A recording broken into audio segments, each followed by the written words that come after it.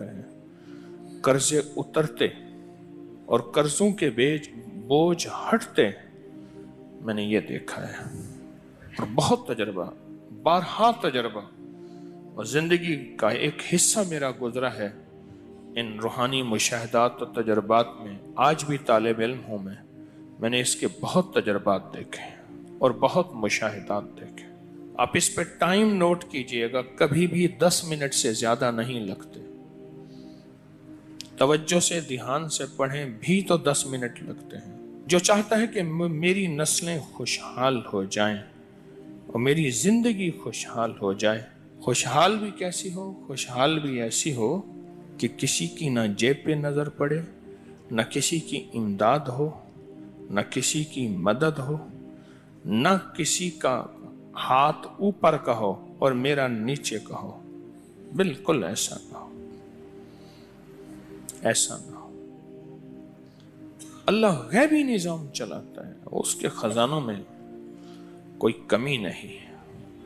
अल्लाह गैब से और गैबी निजाम चलाता है और गैब से अता करता है। लेकिन जो मेरा तजर्बा है खुशहाली के लिए, उसकी एक वजह और भी है। इंसान इस वक्त कुछ मसरूफ हो जाता है, उसकी जिंदगी में मसरूफियत होती है। कितने लोग ऐसे हैं जिन्होंने आज तक सूरज निकलते नहीं देखा। एक साहब मुझसे कहने लगे, तस्बीह खाने में आने के बाद मैं ईद पढ़ने लगा, क्योंकि ईद तो वो पढ़ दे जो सुबह उठे। मैं तो रात के आखिरी पहर को सोता हूँ और दिन के कितने बजे उठता हूँ। मैं आज तक ईद नहीं पढ़ सका।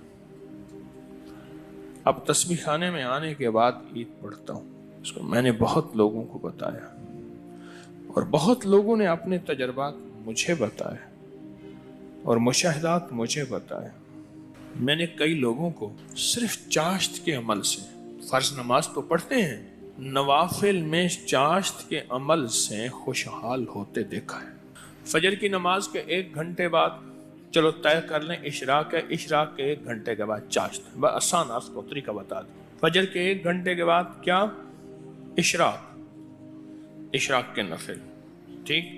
और इशराक से 1 घंटे के बाद चाश्त के। दुकान है, दफ्तर है, कारोबार है, जहां भी है वहां जरा तन्हाई में बैठ के पढ़ लें। और इशराक चाश्त के कितने नफिल होते हैं? हाँ जी, कम से कम 4 नफिल होते हैं। वो 4 नफिल एक ही सजदे से भी पढ़ सकते हैं, जुदा जुदा भी पढ़ सकते हैं। यानी चारों एक ही सजदे से पढ़ सकते हैं, जुदा भी पढ़ सकते हैं। जो ये फैसला कर ले कि मैंने इशराक पढ़नी है, चाश्त में ये नफिल चाश्त के पढ़ने हैं। अच्छा, यही नफिल, यही अमल इशराक में भी पढ़ सकता है, लेकिन मैंने जो तजर्बे किए हैं चाश्त के, इशराक के अपने फायदे, उसकी अपनी तासीर, ना इनकार हमेशा इकरार।